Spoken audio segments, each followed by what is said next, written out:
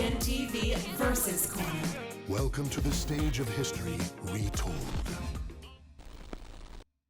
Hey guys, it's MugenLord here, and I'm back again with another video. And today we're going to talk about Super Smash Bros. Ultimate, because it just seemed like this week and for the past couple of days there's been so much news surrounding this game as far as leaks, rumors, the fighters pass. Everyone is now speculating about what fighters are going to pop up in this fighters pass. So today we're going to talk about a particular character that everybody have wanted to be in Super Smash Bros. And Super Smash Bros.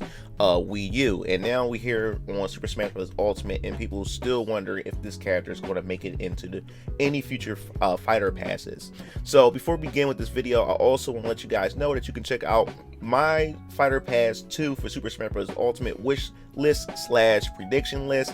I guess I'll post it in the card above or at the end of this video that you can click on it and everything. So I definitely want to hear your thoughts on that and what you think about my prediction / wish list, and I definitely want to hear what your prediction and what's your wish list for Fighters Pass 2. So we're going to dive right into it. It's an article from Event Hubs themselves. This is where I go to get most of my fighting game information.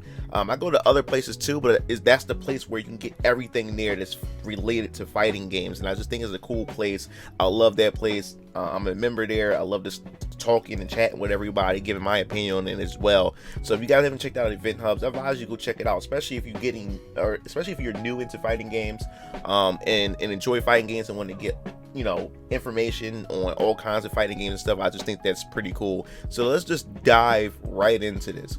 So it looks like Kingdom Hearts Sora reportedly was the top candidate for Super Smash Bros., but Disney turned it down. But that doesn't mean he still couldn't show up in Ultimate though.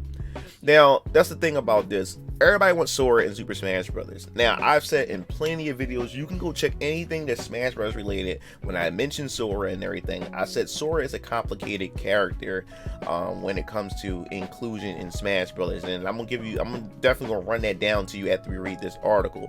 So it says, since Super Smash Bros. First began adding third-party characters to the series with Brawl back in 2008, Square Enix title has been near the top of that list for many players around the world. Now going into 2020, we've seen both Final Fantasy and more recently Dragon Quest join the fray, though there's still one of the main three trio that's been left out despite fan requests: Kingdom Hearts. That doesn't mean there haven't been talks about the subject between the companies. However, during a recent podcast, Game Informer's former senior editor Imran Khan claimed that Nintendo had indeed asked to use Sora in Super Smash Bros. At some point, though, they were turned away by Disney.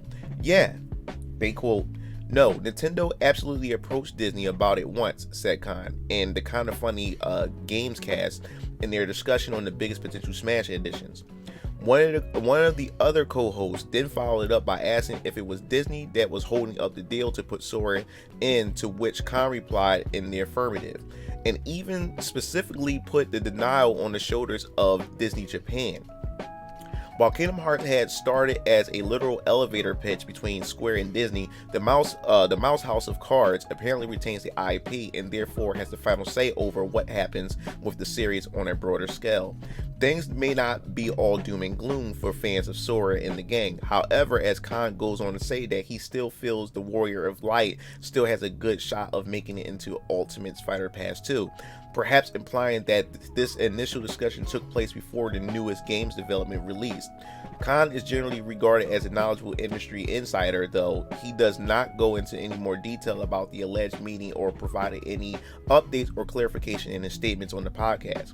Other publications like DualShockers have found some oddities in this story, including the fact that neither the Walt Disney Company nor Disney Interactive have corporate offices in the region, so it's unclear how Disney Japan could step in to veto this decision.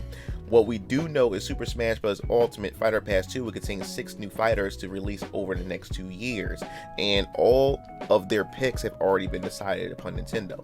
The Fighter Pass feature 4 new third-party characters hailing from series like Persona, Dragon Quest, Fatal Fury, Banjo-Kazooie, so pretty much anything still seems possible at this point. And they also provide a link to the podcast, which I'll post a link in the description below if you want to check out the podcast yourself. But we're going to go in and discuss this real quick because I think this is very important, vital information that we can pretty much dissect just a little bit here. It just seems like when it comes to Sora, Sora, I think, to me, is one of those characters that's really, really hard and would be a pain in the butt to implement in Super Smash Bros. As far as the legal points to this, is because from what the rumors were too, as far as getting Cloud was a pain in the ass to get Cloud into Super Smash Bros. And you notice how Square Enix, when especially when it came to Final Fantasy, man, like Cloud only got 2 tracks, which I think is a bummer because Final Fantasy 7 has a lot of tracks. What about the they didn't have the bombing machine tracks, they didn't even have the One Wing Angel tracks. What about the motorcycle chase track? I was looking forward to even hearing that on the Midgard stage as well, but we didn't get that. We only got the boss music and the battle theme, and I think that kind of sucks. And even when it comes to the spirits, we didn't get much. I think Dragon Quest was received more love than I think Final Fantasy as well. But move on to Sora. Sora has been a character that everybody wants in Super Smash Bros. Me personally, I don't care if Sora makes it in. I like Kingdom Hearts, but I'm not a big Kingdom Hearts fan. I think when it comes to Square Enix characters, I think there's a bunch of other Square Enix characters that should make it in over Sora. But Sora is popular, and like I said, my personal opinion, I would like Chrono from Chrono Trigger to be in it, but I digress. But when it comes to Sora, it was always that battle because it's the whole licensing thing. You have Square Enix that Nintendo would have to approach and deal with, and then the final say so, which I've always been saying, is Sora.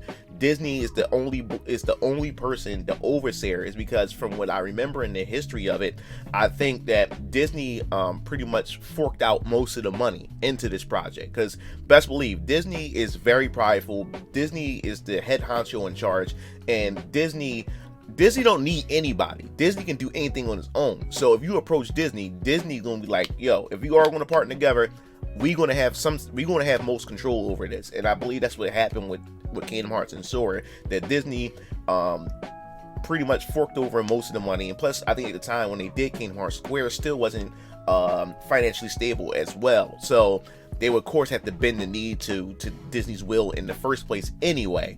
So to go through Disney, I think that would have been the main issue. That's why I've always been saying in a lot of my live streams when we talked about Super Smash Bros. Ultimate that Sora is going to have a hard time. I don't think he's going to make it in for the fact of Disney, not Square, because Square proven that, hey, sometimes we're hard to work with, but we can have some type of deal, which, you know, Hero from Dragon Quest and Cloud is also the ultimate proof of that they're willing to play ball with Nintendo when it comes to getting their characters in Super Smash Bros. But when it comes to Disney's a whole totally different, completely different ball game that you have to go through. Disney is like the kingpin. You have to go through them to get anything done. And I think that I think that Disney is so protective over their property, over the images of their characters and stuff, and they want their characters to be portrayed a certain way. If it's not Kingdom Hearts, Sora is just not being used, you know. And the thing is, it's not like Disney desperately needs Nintendo and Super Smash Bros. They're doing fine all by themselves or whatever like that. So that's the thing, they're not in desperate need. So to them, Super Smash Bros. Is not really a big deal. We already see how Disney is when it comes to Marvel and Capcom now, like Marvel versus Capcom and stuff. Like, we could have a potential Marvel versus Capcom, but it's still not a deal breaker for them. They don't really need Capcom to make a Marvel vs. Capcom game. They can do fine. They're doing fine all by themselves, financially and stuff like that. So to them, especially when it comes to gaming is not really like, okay, like we could do some gaming stuff or have our products in gaming, but we really don't have to as well. So that's how I think when it comes to Sora, it's really not it's a matter of them being very overprotective over their IP and how they want them to be portrayed in their image and stuff like that. Also, I can't imagine Sora not being in the game without Donald and Goofy. No, they can be in it, but you know, just having Sora in it and not have any, I guess you can say, any type of callbacks to any of the Disney characters and stuff like that. And the thing is, I think that's the only thing too. If you know, getting Sora, you know, also to them means that you would have, you know, Donald and Goofy would have to, or any Disney character will probably have to be attached to them, and I think that's something that they don't want or whatever like that. So it might be like a whole package deal, like, you know, Sora, Donald, Goofy, or whatever like that. I know, you know, we don't need to have the Mickey Mouse key symbol or the keychain on his keyblade or whatever like that. They can just use Riku, and they can use Kairi as like for the final Smash or however they want to do it. So it's other things they can do to get around the whole Disney thing. But that's what I think it is too. I think they will want to have all three included in that, and that's something probably Disney wouldn't even want. You know, want their properties in the Super Smash Brothers game and stuff like that. And I just think that, I mean, Sora would be dope in Super Smash Bros. Ultimate, but I mean, I wouldn't really care if he makes it in or not. But that's just me being biased or whatever like that. But I know there's a lot of fans that really want Sora in Super Smash Bros. Ultimate. And from what this guy is saying here, that there was talks about this, but at the same time, the information sounds kind of shaky for the fact is that there's no Disney of Japan in that particular region that was mentioning. So how would they have that power, that veto power to block that from happening? But you do have Super Smash Bros. Ultimate, so there still could be a possibility and stuff. So if you guys are still vouching for Sora, I would say don't give up, even though Season Pass 2 has already been decided already. And I would talk about in a separate video, because there's already talks that Fighter Pass 3 is going to definitely happen. That since Fighter Pass 2 has already been discussed, characters already been decided, they're already in discussions on getting characters for Fighter Pass 3. But I think we'll talk about potential Fighter Pass 3 sometime later this year, as we start getting into the reveals of who's going to be in Fighter Pass 2. But that pretty much wraps up this video.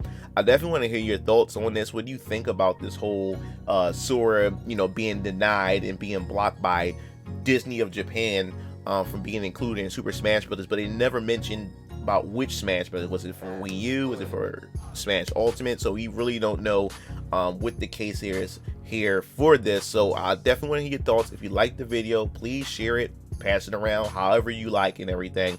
But if you definitely want to hear anything else Super Smash Bros. Related, hit the bell to be notified. This is MugenLord signing off. See you Game Fiends later. Peace out.